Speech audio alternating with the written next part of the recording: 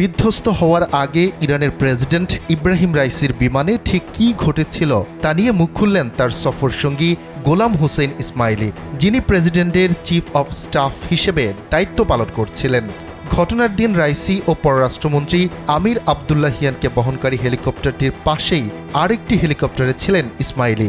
ওই দিন শেষ মুহূর্তে আসলে ঠিক কী ঘটেছিল তা নিয়ে ইরানের রাষ্ট্রীয় সংবাদ মাধ্যম ইরনার সঙ্গে তিনি কথা বলেছেন। গোলাম হোসেন ইসমাইলি বলেন, ঘটনার দিন দুপুর ১টার দিকে হেলিকপ্টার ৩টি যাত্রা শুরু করে। ওই সময় আবহাওয়া চমৎকার ও স্বাভাবিক ছিল। প্রেসিডেন্টকে বহনকারী হেলিকপ্টারটি মাঝখানে ছিল, সামনে একটি এবং পেছনে আরেকটি হেলিকপ্টার ছিল। পুরো বহরের দায়িত্বভার ছিল প্রেসিডেন্ট রাইসিকে বহনকারী হেলিকপ্টারের পাইলটদের ওপর। আমি রান্নায় মানহীন কোনো উপাদানের সাথে আপোষ করি না। নারী আর নানান, আপোষহীন এক নাম। সাক্ষাৎকারে ইসমাইলি বলেন, যাত্রা শুরুর ৪৫ মিনিট পর রাইসিকে বহনকারী হেলিকপ্টারের পাইলট অন্য দুটি হেলিকপ্টারের পাইলটকে আরও উঁচুতে উঠে ভ্রমণ করার নির্দেশ দেন। মূলত তিনি কাছাকাছি থাকা ঘন মেঘ এড়িয়ে যেতে চেয়েছিলেন। ইসমাইলি বলেন, ওই সময় হঠাৎ রাইসিকে বহনকারী হেলিকপ্টারটি উধাও হয়ে যায়। ঘন মেঘের উপর দিয়ে উড়ে যাওয়ার ৩০ সেকেন্ড পর তাদের পাইলট প্রথম বিষয়টি খেয়াল করেন। তিনি দেখেন যে প্রেসিডেন্টকে বহনকারী হেলিকপ্টারটি দেখা যাচ্ছে না। এরপর তাদের পাইলট বৃত্তাকারে ঘুরতে থাকেন এবং হেলিকপ্টারটি খুঁজতে থাকেন।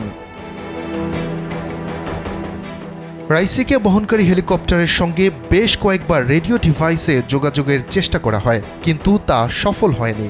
এরপর তাদের হেলিকপ্টারটি উচ্চতা কমিয়ে আনে এবং পাশের একটি তামার খনিতে অবতরণ করে। ঠিক তেমনটাই জানান গোলাম হোসেন ইসমাইলি। ইসমাইলি আরও বলেন, ওই সময় অদৃশ্য হয়ে যাওয়া হেলিকপ্টারে থাকা পররাষ্ট্রমন্ত্রী আবদুল্লাহিয়ান ও প্রেসিডেন্ট রাইসির নিরাপত্তা ইউনিটের প্রধানকে বারবার কল করা হয়, কিন্তু তাদের কারোরই সাড়া পাওয়া যায়নি। অন্য দুটি হেলিকপ্টারের পাইলটরা প্রেসিডেন্টের হেলিকপ্টারের পাইলট ক্যাপ্টেন মুস্তাফিকে কল করার চেষ্টা করেন, কিন্তু সাড়া পাওয়া যায়নি বলেও জানান ইসমাইলি। ইসমাইলি বলেন, জটিল ওই পরিস্থিতিতে শুধু রাইসির হেলিকপ্টারে থাকা মোহাম্মদ আলী আল হাশেমের সঙ্গে যোগাযোগ করা সম্ভব হয়। তার অবস্থা তখন ভালো ছিল না।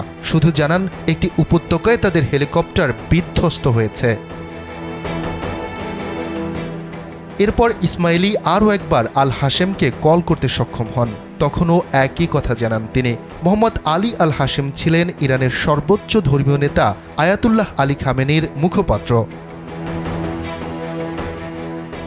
গোলাম হোসেন ইসমাইলি বলেন, তারা যখন বিধ্বস্ত হেলিকপ্টারের ধ্বংসাবশেষ খুঁজে পান, সেখানে সবার মরদেহ দেখতে পান। বুঝতে পারেন প্রেসিডেন্ট রাইসি সহ অন্য ব্যক্তিরা তাৎক্ষণিকভাবে শহীদ হয়েছেন। তবে একমাত্র আল হাশেম হয়তো ঘণ্টাখানেক বেঁচে ছিলেন।